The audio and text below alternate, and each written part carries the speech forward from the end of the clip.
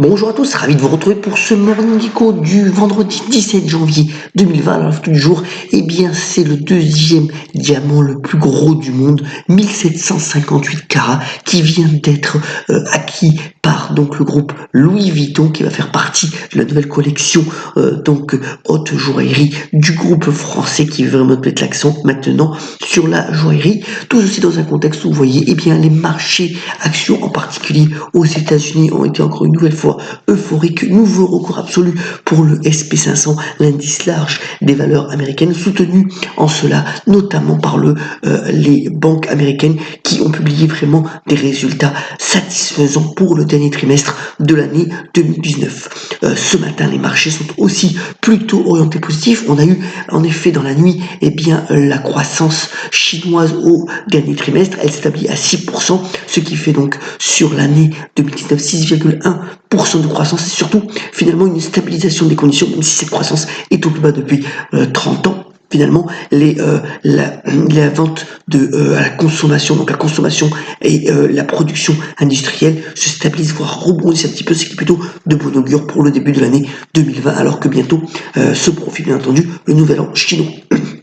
Alors, un point important au niveau des informations qui sont données sur les marchés financiers jour après jour, c'est un changement assez important de l'administration Trump qui a décidé finalement de ne plus donner l'exclusivité aux agences de presse, de posséder les informations avant que celles-ci soient publiées sur les marchés. C'est notamment le cas pour les chiffres du chômage qui sont donnés le premier vendredi du mois en général et qui ne seront donc plus l'apanage de ces agences de presse, ce qui risque de provoquer un petit peu de volatilité lors de la publication de ces chiffres. On verra, ça commence à partir du 1er mars 2020.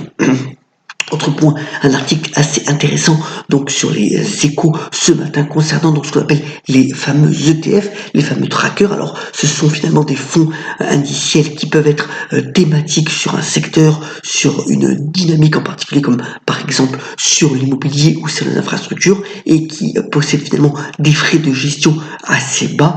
Alors ça a été aux États-Unis, c'est une industrie qui est au sommet de son art, alors qu'en Europe, ça a eu un petit peu de mal à démarrer, mais ça commence à bien prendre, puisque finalement, avec des frais réduits, cette gestion passive pour l'essentiel, séduit de plus en plus d'investisseurs institutionnels. On verra cette tendance continue aussi pour les particuliers dans les années à venir. Mais voilà, un article qui détaille complètement l'utilisation de ces fameux ETF trackers dans les échos aujourd'hui. Alors, 119 milliardaires vont assister au forum de Davos qui commence à partir de mardi prochain. Donc, ces 119 milliardaires, c'est quand même une fortune cumulée de 500 milliards de dollars. Ils vont tous se retrouver. Ce forum est toujours décrié. Il y a même un anti-Davos, on le sait bien. Mais enfin, ça reste quand même un rendez-vous important. Donald Trump a promis aussi d'y aller. Finalement, c'est l'occasion pour ces milliardaires qui ont réussi dans les affaires, d'être proche finalement des leaders décisionnels au niveau politique. Et voilà, c'est donc une réunion qui aura lieu. On y reviendra bien entendu s'il y a des annonces importantes au cours de la semaine prochaine. Venons-en au bref. Alors d'abord, c'est l'information de la nuit. Alphabet rejoint le camp des ultra méga capitalisation boursière puisqu'il franchit la barre des 1000 milliards de dollars de valorisation. 1 trilliard, ça fait rêver. Alors, vous voyez que c'était déjà le cas bien entendu pour Microsoft et Apple. Il n'y a qu'Amazon justement qui n'est pas encore rentré dans ce club fermé à court terme. Peut-être qu'il y arrivera dans les semaines à venir. Mais voilà, donc pour Google, Alphabet, donc la maison mère, c'est plutôt une bonne nouvelle et ça valide le fait que en ce moment le groupe est encore en train de changer de dimension après le changement de direction qu'il a connu en fin d'année dernière.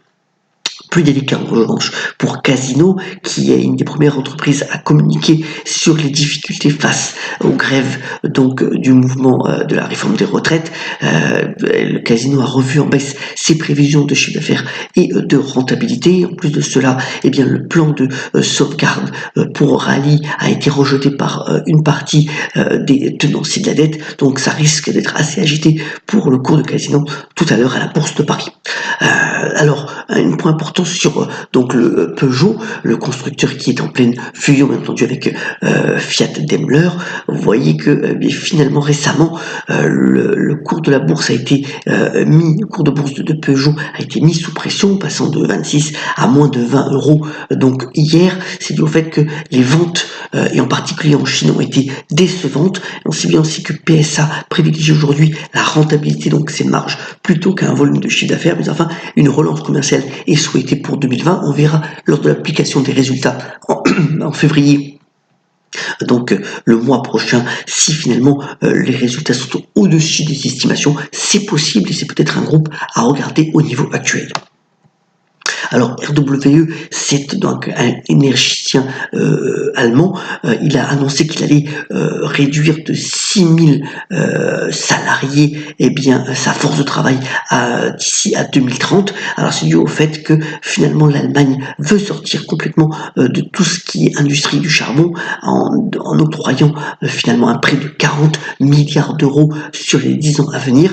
Et vous voyez que voilà, c'est un groupe énergétique qui se recrée complètement, qui va vers les énergies renouvelables. Alors on est encore loin des plus hauts historiques connus il y a au début des années 2010. Il y a encore un potentiel de revalorisation assez important, mais enfin on les retrouve les faveurs de la bourse et il est en train de se renouveler de fond en comble. Donc voilà, RWE sur le marché allemand qui peut être intéressant à moyen long terme. Alors, Gap dans le secteur de l'habillement, vous savez que c'est un groupe qui est quand même assez pâti de la concurrence, en particulier des sites en ligne, comme bien entendu Amazon ou autres Azos. Mais voilà, il devait mettre en bourse Old Navy, qui était sa marque un petit peu premium en bourse. Et puis finalement, hier soir, le groupe américain a reculé, disant que cette opération est trop coûteuse et qu'elle n'est pas véritablement génératrice de valeur pour l'actionnaire. Alors, les investisseurs ont plutôt apprécié, puisque après bourse l'action Gap a monté, même si elle est encore en baisse de plus de 50% quand on regarde sur 5 ans, avec pourtant un rendement sur dividende assez important de 5%. On verra si finalement la stratégie du groupe, qui doit être encore revue dans les mois à venir, porte ses fruits véritablement.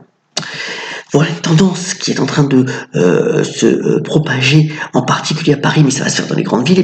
C'est un renouveau autour des salles de boxe qui privilégient moins la compétition et le combat ardu et beaucoup plus la souplesse, la concentration, la maîtrise des émotions. Et donc ces salles de sport d'un nouveau jour connaissent finalement un succès assez significatif et permettent à de nombreux salariés finalement d'évacuer peut-être le stress accumulé au cours de la journée en privilégiant plutôt la beauté du geste plutôt que la compétition. Et puisqu'on est dans la boxe, on termine ce Morning Echo par une citation du plus grand boxeur de tous les temps, certainement Mohamed Ali, qui a notamment déclaré qu'il n'a pas d'imagination, n'a pas d'élément de l'imagination. Je vous en souhaite pour ce week-end et pour cette journée de vendredi et au milieu de la pêche. Soyons solidaires et on se retrouve donc la semaine prochaine pour de nouveaux Morning Echo. Excellente journée à tous.